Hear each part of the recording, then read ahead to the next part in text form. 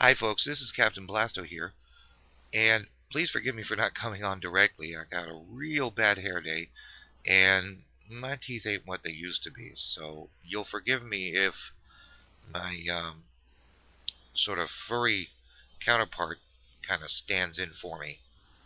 I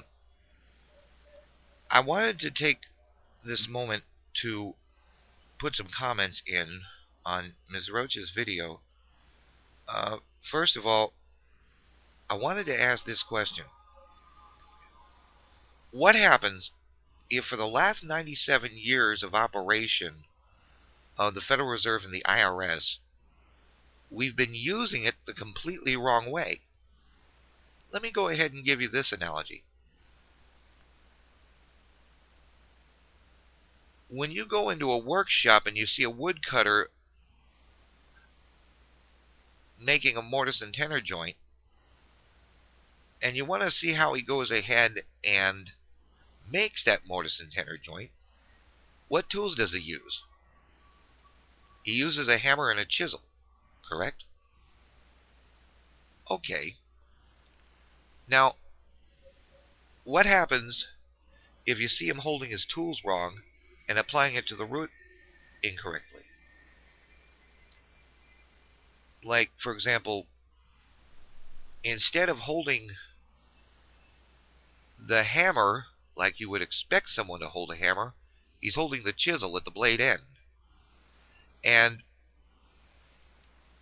using the handle of the chisel like a hammerhead, hammering into the real hammerhead, hoping that the pry end of the hammer will go ahead and make the cuts into the wood that the chisel is supposed to go ahead and make in the first place.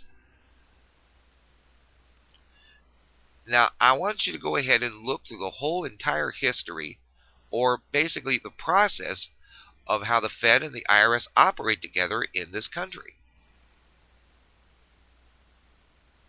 And you'd see that my little analogy kind of roughly resembles how it's being done today. I had a little poem that I wanted to go ahead and share with you, and it goes something like this. Hey, Uncle Sam, if you want to get America out from under, stop taxing everybody and their brother. If you want to save the dollar and keep America ahead, tax the central bank itself instead. Congress disguised a government agency and put it in the right place. Now we just need the tax man to get out of ours and into their face. 97 years we've been using the right tools wrong. And using them right, we can make debt and taxes say so long. Now, over on Rick Berman's Defeat the Debt YouTube channel page, I posted a series of comments up on the front page of the comment board. And as with YouTube, you'll have to read these comments bottom up in order to read it correctly. That's just the way YouTube is. And what I've basically said was what I've just relayed to you. You have the right tools to defeat your debt, but because you're using them improperly, it ends up feeding the suspicion that, well, the Federal Reserve is a part of the New World Order, and the IRS is its agent. And up to about maybe a couple of months ago, I was right in there along with you. Fellow Tea Partiers, let me go ahead and explain something to you. The Federal Reserve, as designed, disguised, and placed, makes it a very strategically placed entity. Because, yes, it is a 100% for-profit private enterprise. And at the same exact time, it is 100% a government agency. Kind of like the same way Jesus is 100% man and 100% God at the same exact time. Let me give you some other comparisons.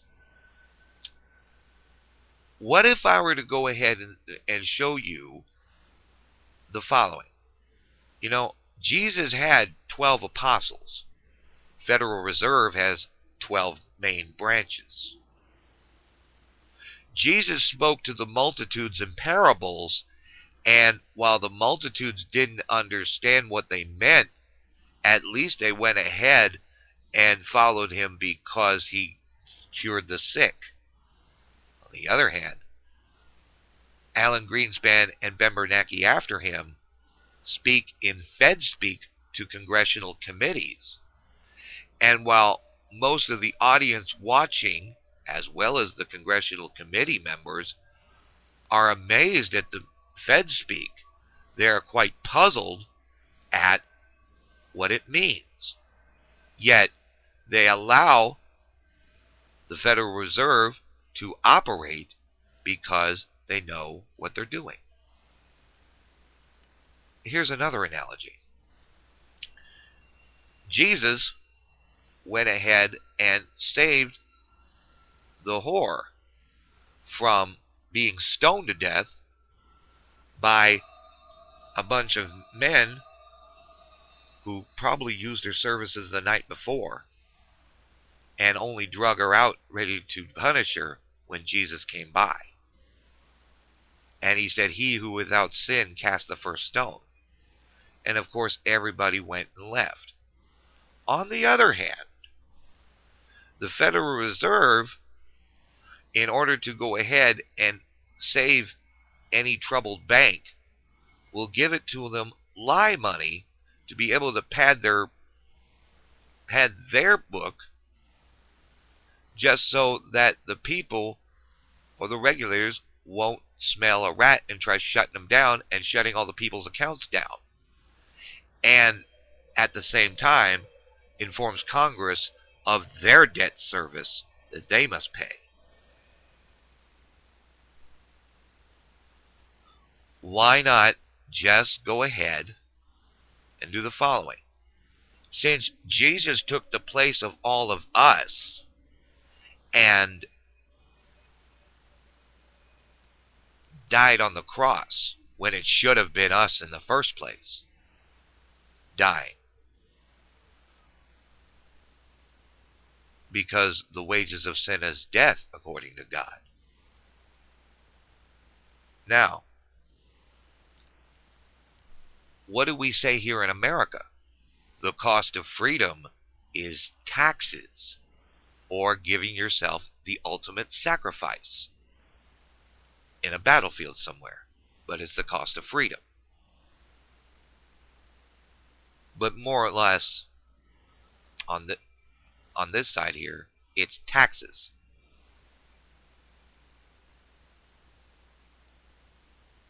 Why not let the Federal Reserve take the full brunt of the taxation from the IRS? Don't worry, folks. It won't die. As a matter of fact, if we could work this out correctly,